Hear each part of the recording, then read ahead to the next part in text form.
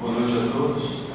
Apesar dos raios do sol iluminarem o nosso dia, dizem as regras sociais que a partir das 18 horas devemos nos cumprimentar com boa noite. Então, seguindo as regras, boa noite é em vez de uma boa tarde. E ao mesmo tempo desejamos que a paz e as bênçãos do Mestre Jesus, como bem citado brevemente, preparados e encontrados neste local em que nos encontramos, possam estar conosco não só agora, mas em todos os momentos da nossa existência. Até porque, como muito bem falou Emmanuel na obra que foi citada, em que ele narra uma das cartas ou uma das epístolas de Paulo, esta citada na leitura inicial e endereçada à igreja de Corinto ou aos coríntios, nos diz que os discípulos são modelos e nós somos atualmente os discípulos do Mestre, profitentes ou simpatizantes da doutrina espírita, o Consolador prometido por Jesus, e que devemos nesta responsabilidade como discípulos do Mestre colocar em prática, na medida de nossas possibilidades, do nosso conhecimento e entendimento, todos os ensinamentos que a verdade divina nos traz através das informações libertadoras da ignorância, que são as informações da doutrina espírita. A fala da nossa noite de hoje está embasada na obra O Evangelho segundo o Espiritismo, mais especificamente no seu capítulo 6, em que Kardec traz dois únicos subtemas. O primeiro deles, o jugo leve, que nos vem falar a respeito das nossas aflições e de como ultrapassá-las conforme nos ensinou Jesus. E a segunda vem falar do Consolador prometido, nos esclarecendo que trata-se, esta promessa feita pelo Cristo, da nossa tão querida doutrina espírita. Neste primeiro subtema tratado por Kardec nesta obra, o jugo leve, ele vem nos falar a respeito dos sofrimentos, das misérias, das decepções, das dores físicas, da perda de entes amados, enfim, de todas as dificuldades que nós, criaturas encarnadas e também criaturas desencarnadas, que ainda estamos na superfície terrestre, passamos. E vem nos esclarecer com muita propriedade que quando Cristo nos fala que o seu jugo é leve, ele embasa esta afirmativa de que seu jugo é leve numa situação que nós devemos conquistar, ou numa certeza que nós devemos conquistar através das informações da doutrina espírita. Esta certeza de que o jugo falado pelo Cristo é um jugo leve embasa-se no momento em que nós desenvolvemos em nós a fé no futuro. E é esta fé no futuro que a doutrina espírita nos propicia, porque no momento em que nos esclarece que somos seres imortais, que somos espíritos indestrutíveis e que somos condenados desde a nossa criação aqui como criaturas simples e ignorantes a sermos espíritos puros e felizes um dia, este é o nosso fim fatal, nós devemos compreender que todas as dificuldades, algumas delas citadas ali naquele slide, são passagens, são sazonais, são passageiras. E esta certeza da fé no futuro, que nos dá a compreensão de que tudo isso que nos acontece, mesmo que neste exato momento seja algo que tome uma dimensão muito grande e que nos faça sofrer, é passageiro. É questão de tempo, é questão da forma pela qual ultrapassamos essas dificuldades, que nos tornará ali adiante espíritos puros, espíritos luminosos, como o próprio Cristo é e já se demonstrava aqui atrás, há cerca de 2000 anos, quando aqui esteve. Então, nesta passagem do Evangelho segundo o Espiritismo, Kardec nos traz um trecho em que, esclarecendo a isso, ele nos diz assim: entretanto, faz depender de uma condição a sua assistência e a felicidade que promete aos aflitos. Esta condição está na lei por ele ensinada. Seu jugo é a observância dessa lei, nos diz Kardec. Mas esse jugo é leve, e a lei é suave, pois que apenas impõe como dever o amor e a caridade. No entanto, é através da educação, é através do conhecimento, ou melhor dizendo, através do desenvolvimento intelectual, como diz o próprio Livro dos Espíritos, e como consequência nós adquirimos o desenvolvimento ou a evolução moral, que e nos fará transformarmos este amor ainda apegado, este amor ainda egoísta, que nutrimos uns pelos outros, este amor que, como diz Joana de Ângeles na obra Amor Imbatível Amor, Joana de Ângeles Espírito, que se manifesta através da mediunidade de Divaldo Pereira Franco, como nos diz essa mentora de Divaldo Pereira Franco, o amor que existe em nós, na nossa atual estatura evolutiva, ainda está na sua fase alucinada de desenvolvimento. Obviamente, não temos ainda desenvolvido em nós o amor puro e desapegado, demonstrado pelo Cristo aqui atrás quando aqui esteve. Amor este que ele demonstrou naquele momento em que, seguindo, ou melhor dizendo, da mesma forma que seguimos hoje uma tradição nos nossos momentos festivos, uma comemoração de aniversário, por exemplo, um casamento, por exemplo, em que temos a oportunidade de oferecer a primeira fatia do bolo para alguém que nos é especial. A nossa primeira fatia é dada para alguém que nos é importante ou para alguém que nos é especial. Da mesma forma que fazemos hoje, o Cristo fez lá atrás, quando naquele momento, reunido com os seus apóstolos, com os seus discípulos, para ter aquela última refeição em conjunto, pois ele já sabia que seria o momento, que chegava o momento de dar o seu testemunho, ele rasga o tronco e oferece a primeira fatia a Judas, sabendo que Judas seria o artífice da traição. Mas quando ele dá aquela fatia a Judas, ele está dando junto com aquela fatia de pão o seu amor desapegado. Ele está dizendo a Judas, olhando nos seus olhos assim: eu sei o que você vai fazer, mas eu te amo, do mesmo jeito que eu te amei desde o comecinho da tua existência. Então este amor nós ainda não temos competência, devido ao nosso nível evolutivo espiritual, de demonstrarmos ou de sentirmos, mas já temos este amor se desenvolvendo em nós, através das amizades, através das relações familiares, através das relações conjugais. Todas estas são formas que nós temos de desenvolver este amor, ainda na fase alucinada, como nos diz Joana de Ângeles, mas que transformar-se-á um dia no amor desapegado, quando nós também nos tornarmos criaturas crísticas. E esta verdade, ou estas parcelas de verdade que fomos recebendo durante a nossa caminhada evolutiva, porque a verdade divina é uma única. Não existem várias verdades: a verdade da doutrina espírita, a verdade do Cristo, a verdade de Moisés, por exemplo. A verdade do Cristo, a verdade divina é única.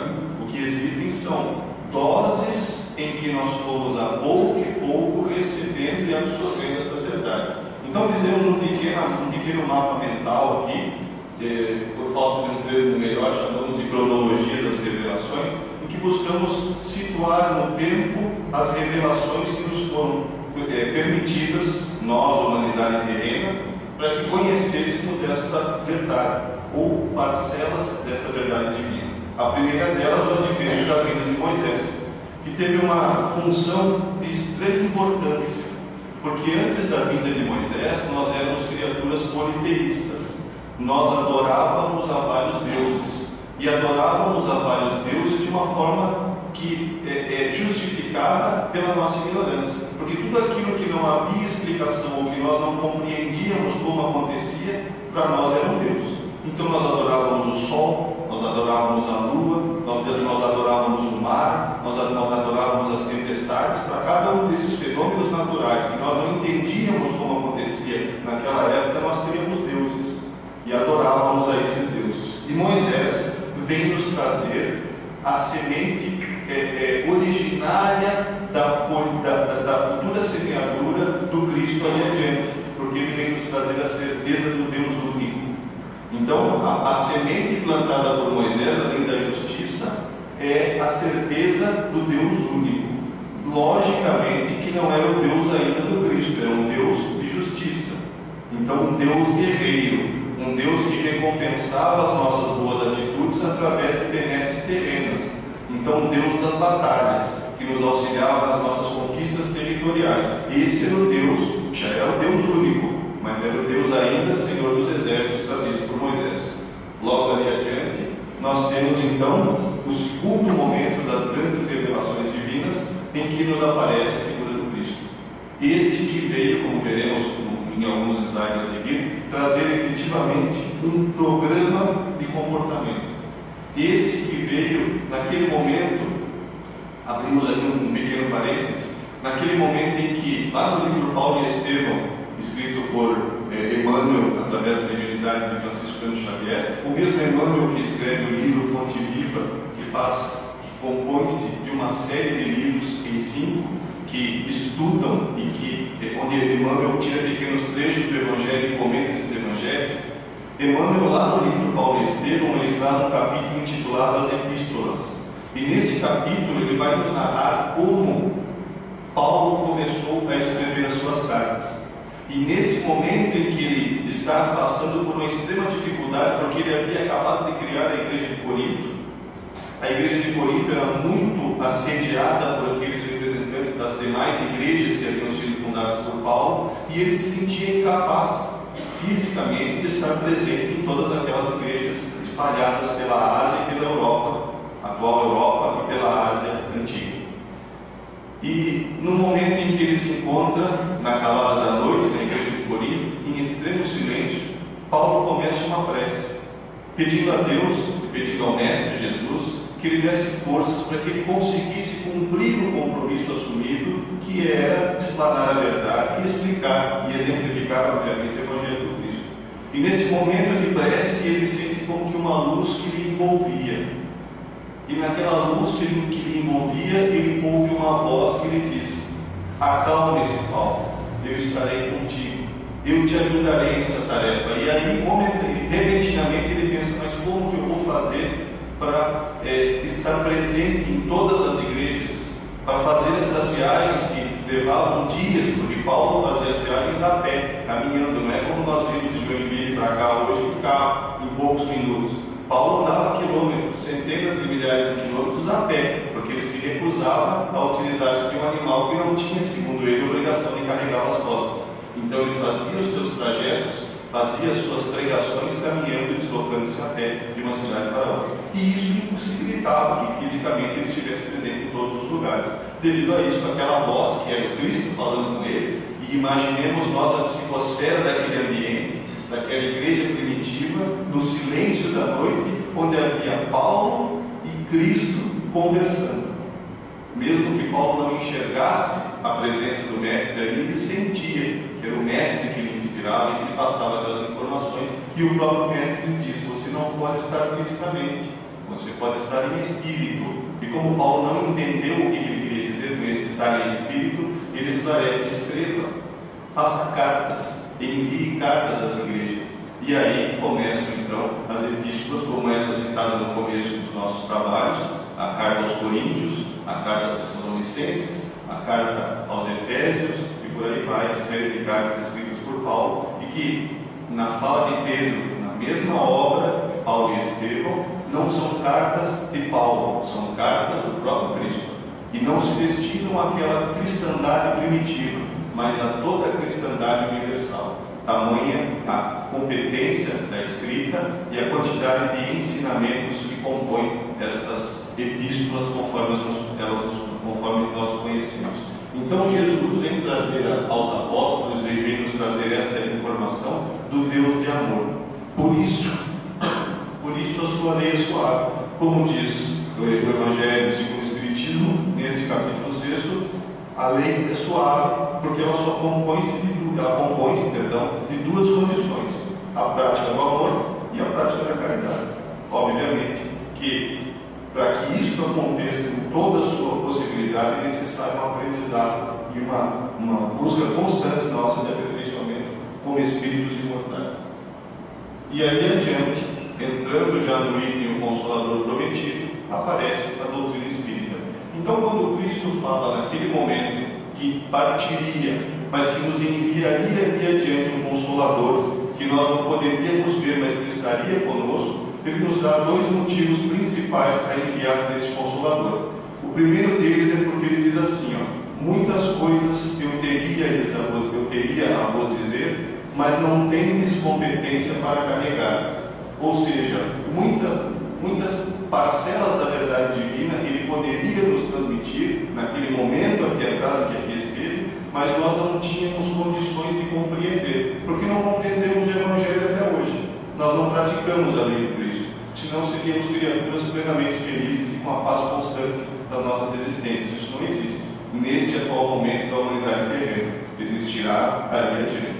Então ele sabia que nós não tínhamos competência de entender tudo aquilo que vinha depois a ser revelado através do Consolador prometido ou da doutrina espírita. E o segundo motivo pelo qual o Cristo nos diz que enviaria este Consolador é porque nós esqueceríamos. Então olha só. Primeiro motivo, nós não tínhamos condições de aprender tudo naquela época ou daquela vez. E segundo motivo, aquilo que nós aprendemos nós esqueceríamos, porque pela nossa estatura evolutiva nós iríamos distorcer, nós iríamos alterar o contexto e os ensinamentos trazidos pelo Cristo, devido ao nosso interesse pessoal, que é uma das chagas ou a maior chaga da humanidade. Depois do orgulho e do egoísmo, o interesse pessoal é o entrave que dificulta a nossa caminhada nesta viagem que fazemos com perfeição. Então, em termos de cronologia, colocamos aqui a figura de Sócrates não como sendo uma das três grandes revelações, mas porque lá no Livro dos Espíritos, na questão 142, Kardec pergunta aos Espíritos o que dizer daqueles que no passado, daqueles filósofos que no passado estudavam a doutrina psicológica ou psicologia. E os Espíritos respondem: eles foram os precursores da eterna doutrina espírita. Então a figura de Sócrates ali representa naquele momento, não no mesmo nível de importância das três grandes revelações, mas este momento da humanidade em que nós começamos a olhar para dentro de nós mesmos. E a cronologia acontece dessa forma: Moisés, 1500 anos antes de Cristo, aproximadamente; Sócrates, aproximados 400 anos antes do Cristo; e 1857 anos depois do Cristo, o aparecimento ou surgimento da doutrina espírita. Na obra, o que é fenômeno anímico de Hermínio Corrêa de Miranda, em que Hermínio trata de uma forma extraordinária da conceituação de alma, o que é a alma, Hermínio trata disso aqui, o que acontece com as comunicações entre espíritos desencarnados e espíritos encarnados, os momentos em que a manifestação é anímica, ou seja, vem do nosso inconsciente para o nosso consciente, e não se trata de um espírito diferente de nós que está se manifestando.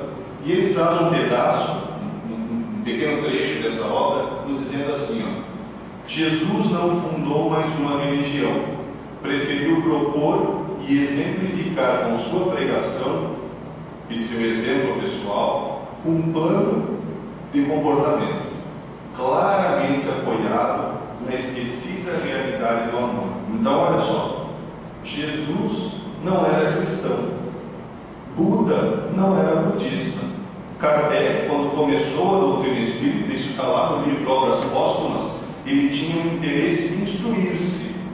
Então Kardec não era espírita, tornou-se obviamente depois, porque até o título, o rótulo que carregamos nas nossas testas, ainda que inconscientemente, intitula quem estuda as obras de Kardec.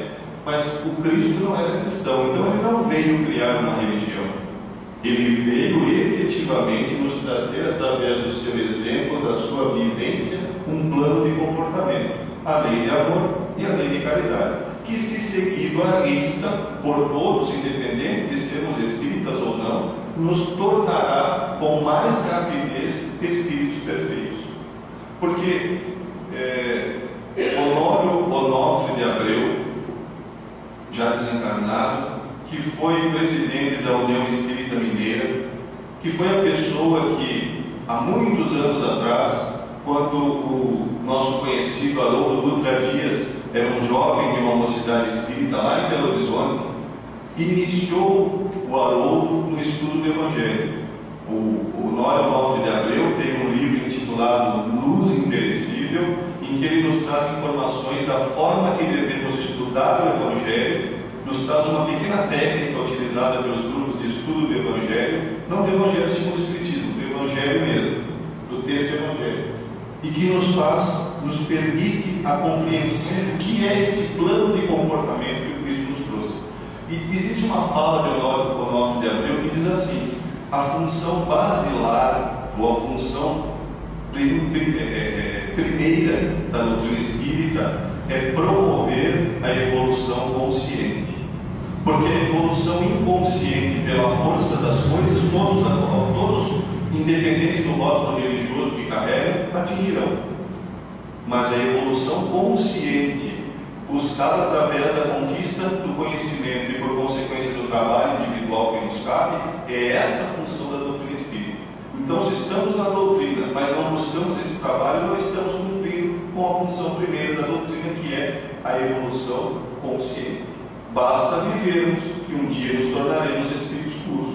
Obviamente que as dificuldades pelas quais passaremos e por consequência disso os sofrimentos serão ou podem ser muito maiores do que se vivenciarmos dentro dos conhecimentos da doutrina espírita, que facilitam a compreensão desse plano de comportamento, o próprio plano de comportamento que nos foi trazido pelo Cristo.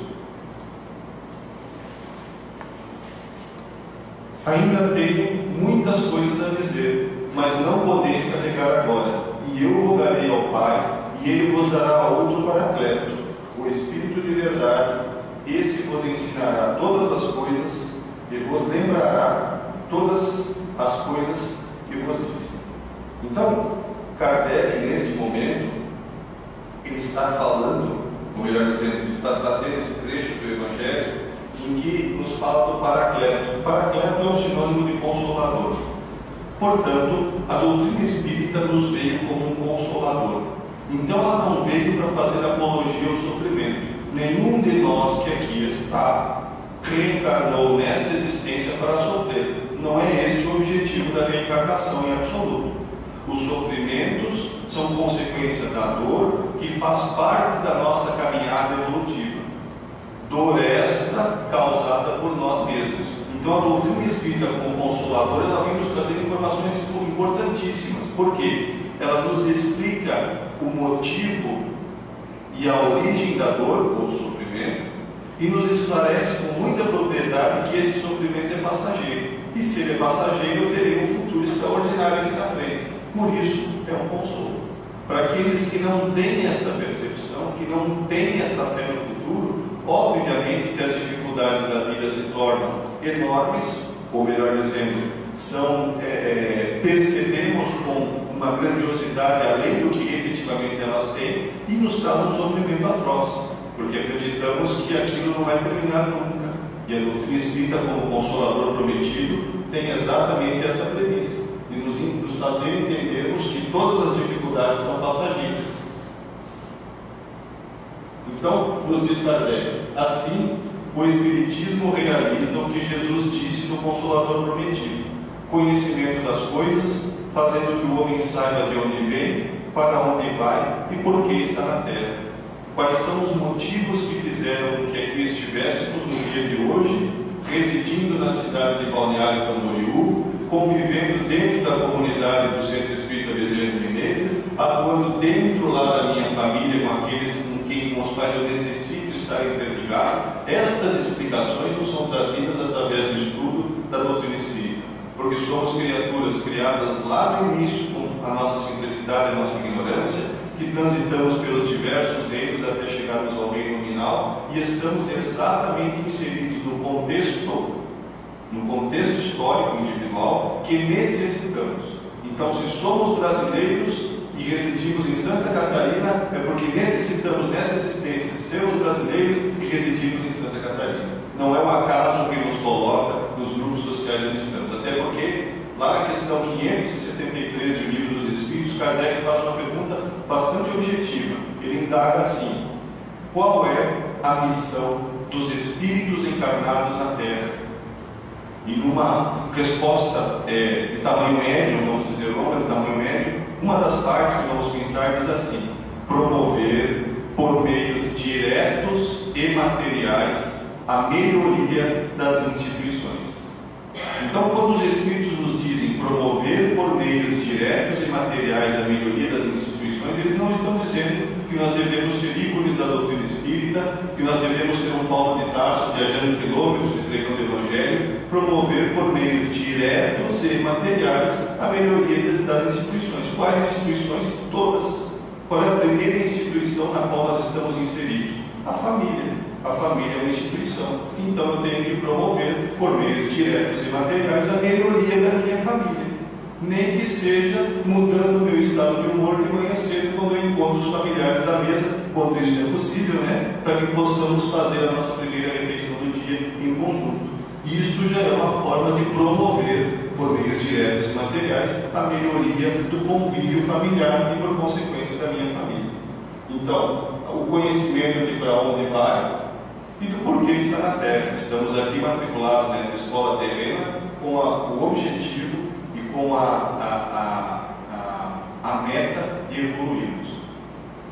E essa doutrina, ela vai, então, por consequência desse conhecimento todo, nos alicerçar desta fé no futuro, nos convencer de que devemos ter esta fé no futuro, nos trazer a certeza desta fé no futuro e, por conta disso, nos auxiliar na compreensão de que o jugo do Cristo é um jugo leve.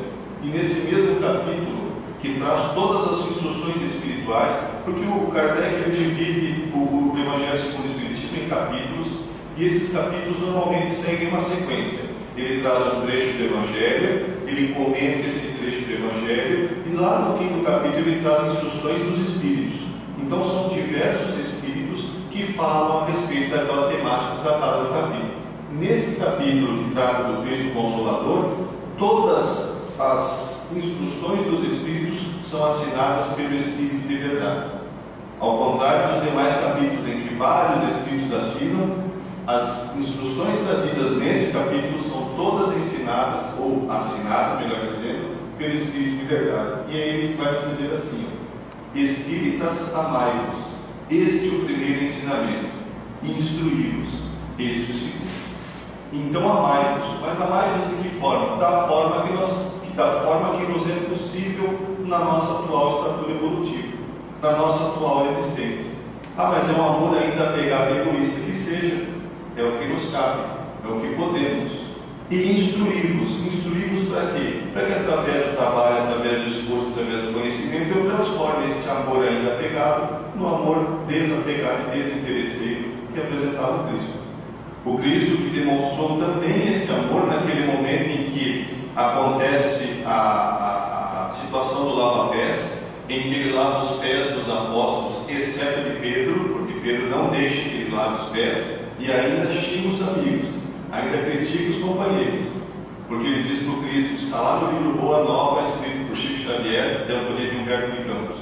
Ele diz ao Cristo: tu jamais vai lavar os meus pés. E estes todos, e aponta para os companheiros de apostolado, estes todos que estão deixando que tu assim ajas, são uns ingratos.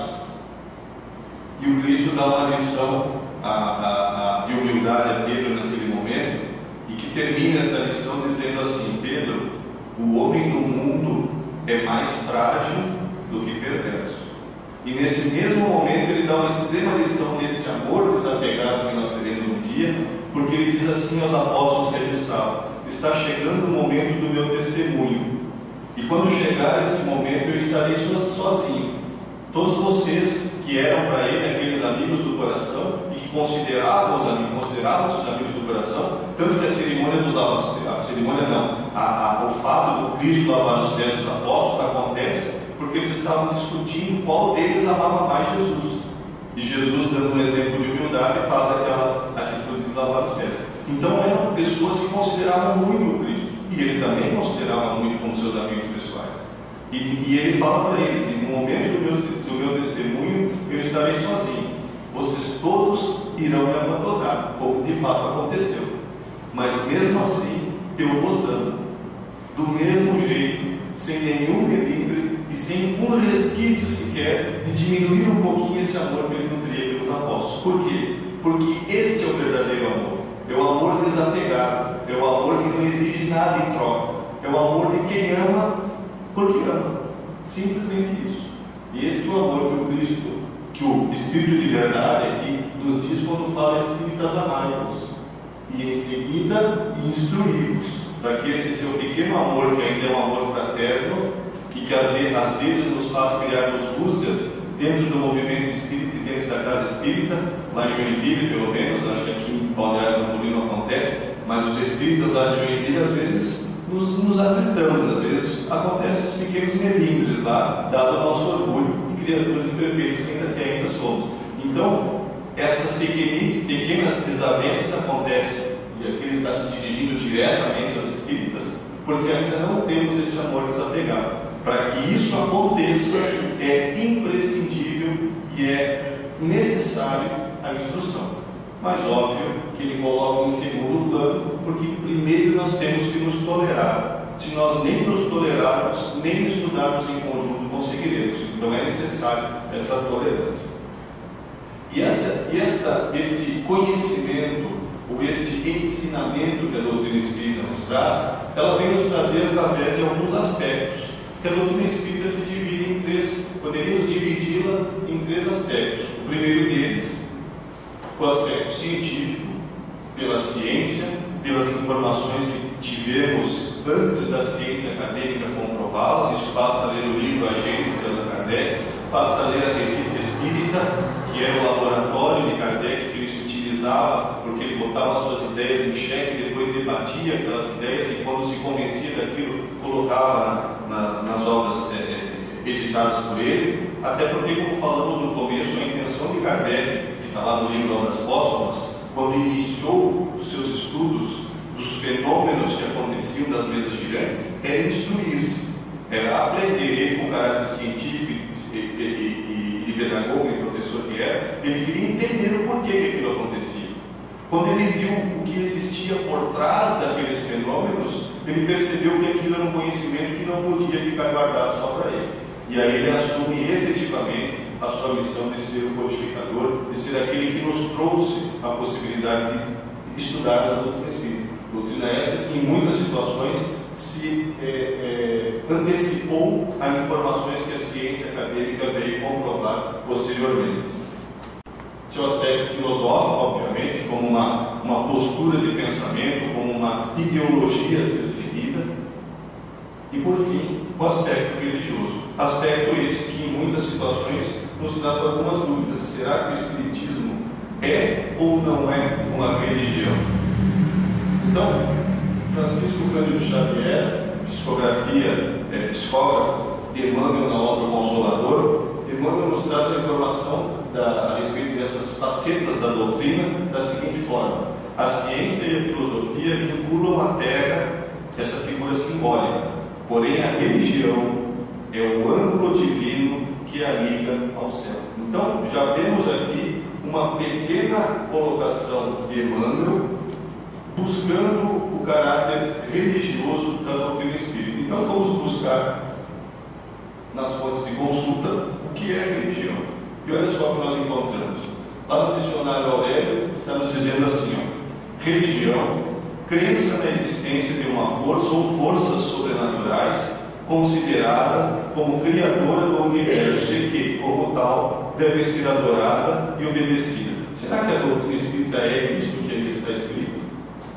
Crença na existência de uma força sobrenatural considerada como criadora do universo e que, como tal, deve ser adorada e obedecida.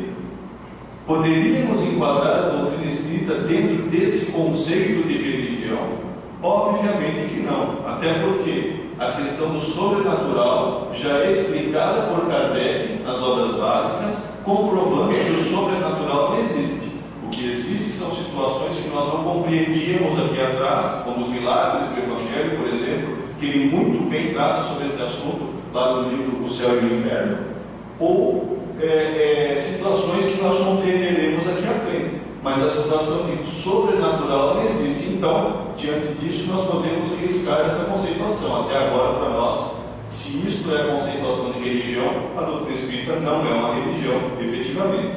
Mas vamos buscar também essa informação no dicionário de filosofia. E o dicionário de filosofia, aqui utilizamos o dicionário de língua portuguesa, e aqui abaixo o dicionário de filosofia. E o dicionário de filosofia nos diz assim: religião é a crença na garantia sobrenatural de novo, de salvação e técnicas destinadas a obter e conservar esta garantia. Então, seria a doutrina espírita um compêndio de técnicas que nós temos que utilizar de forma não de cunho interno, mas de forma, de formalismo, que nós teríamos que utilizar para garantirmos a salvação. Dentro desta conceituação trazida por Nicola Avanhano nesse livro, nesse dicionário de filosofia, obviamente que a doutrina espírita também não se encaixa. Então, nem como técnicas, porque a doutrina espírita não traz técnica alguma, nós não temos nada nas paredes da casa espírita, nós não utilizamos sacramentos, nós não temos sacerdotes, nós não temos líderes, nós temos pessoas que estudam um determinado tema e, por serem um pouco mais falantes e um pouco mais desavergonhadas, se utilizam o microfone e transmitem um tema que foi estudado abertamente. Só isso. E, obviamente, que qualquer um que tenha essa possibilidade e o estudo continuado da doutrina pode ocupar esse lugar e falar um pouco sobre a doutrina espírita. Então, nós não temos técnicas, como diz aqui o Nicola, a respeito disso.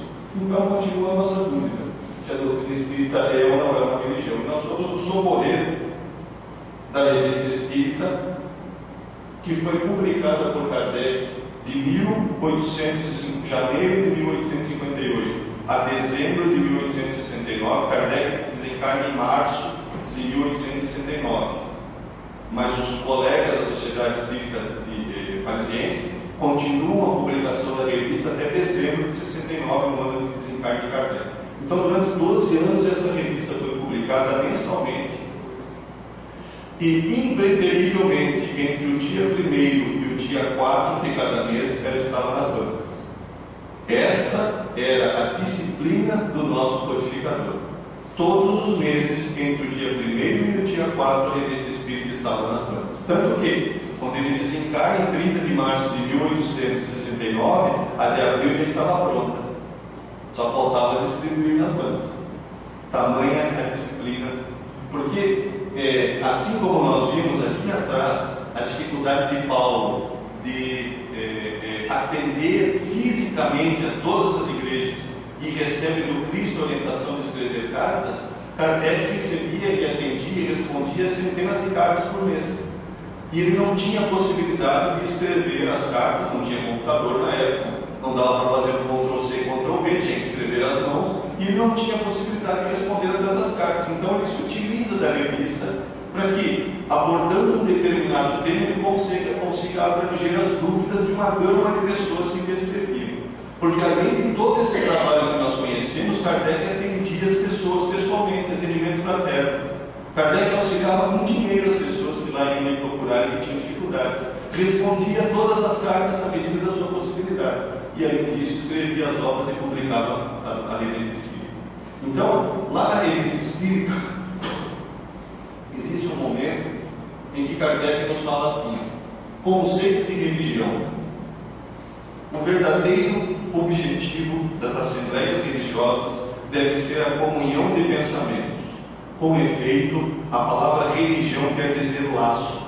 É um laço que religa os homens numa comunhão de sentimentos, de princípios e de crenças. Então, a doutrina espírita,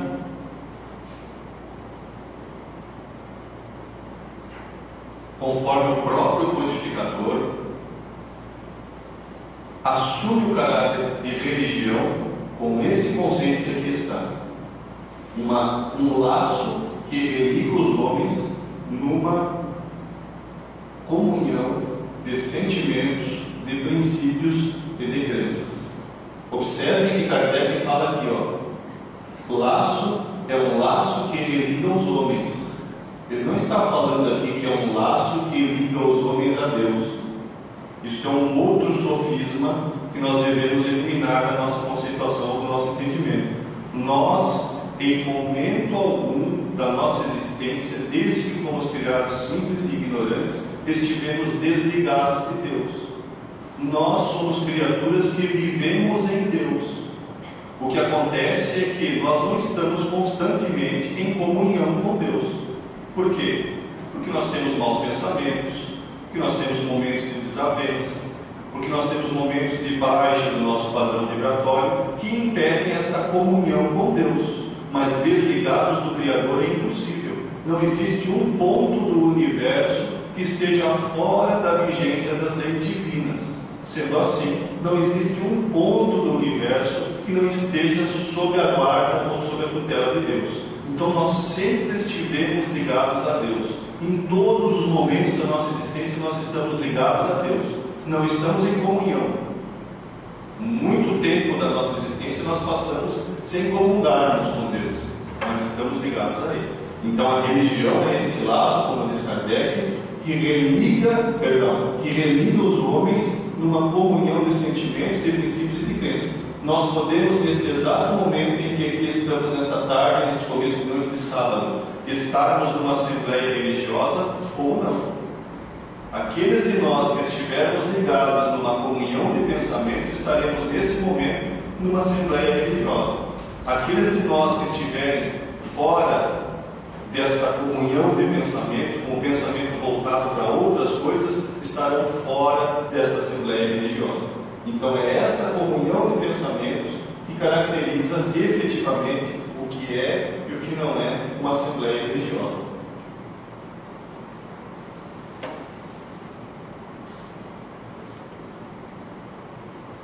O caráter verdadeiro e o objetivo das assembleias religiosas é esta comunhão de pensamentos. Comunhão de pensamentos que fará que ao final dos nossos trabalhos nós possamos ou não absorver os passos que serão ministrados. Mas, objetivamente, ainda fica a dúvida: o Espiritismo é uma religião? Porque essa pergunta foi feita a Kardec. E aí vem a resposta. Ora sim, sem dúvida, senhores, no sentido filosófico, o Espiritismo é uma religião, Kardec falando. E nós nos vangloriamos por isso, porque a doutrina que funda os vínculos da fraternidade e da comunhão de pensamentos, não sobre uma simples convenção, mas sobre bases. Deu uma piscadinha aqui na nossa tela. Não numa simples convenção, mas sobre bases mais sólidas, as próprias leis da natureza. Então, esta certeza de que a doutrina espírita é uma religião está calcada nas próprias leis da natureza. O Espiritismo é uma religião, mas para que ela efetivamente seja composta de assembleias religiosas, é necessário que haja a comunhão de pensamentos. Até porque o rótulo, sermos espíritas, sermos evangélicos, sermos católicos, importância alguma existe. O que importa é a comunhão de pensamentos. E se essa comunhão de pensamentos estiver ligada a Deus, nós estaremos comungando dentro de uma assembleia religiosa. A advertência a respeito dessa situação nos é trazida, mais uma vez, por Emmanuel, na obra do prefácio da obra. A obra Nosso Lar é uma obra escrita por André Luiz, através de Francisco Cândido Xavier. Porém, quem faz o prefácio da obra Nosso Lar é Emmanuel. Emmanuel era como se fosse o mentor espiritual e o avalista de todos aqueles que se comunicaram através do Chico. Nenhum dos espíritos, nessas 400 e tantas obras escritas pelo Chico, que se manifestou através da mediunidade dele, se manifestou sem ter uma autorização de Emmanuel. Emmanuel era o coordenador da atividade de psicografia de Francisco Cândido Xavier. Por isso, muitas obras do Chico têm um prefácio escrito por Emmanuel. E no prefácio dessa obra, ele nos diz assim: os passos do cristão, em qualquer escola religiosa, devem dirigir-se verdadeiramente ao Cristo. Em nosso campo doutrinário, precisamos, em verdade, do Espiritismo e do espiritualismo, mas muito mais de espiritualidade. Muito obrigado pela atenção de todos. Que as bênçãos de Mestre, em nome de Jesus, possam permanecer com todos nós.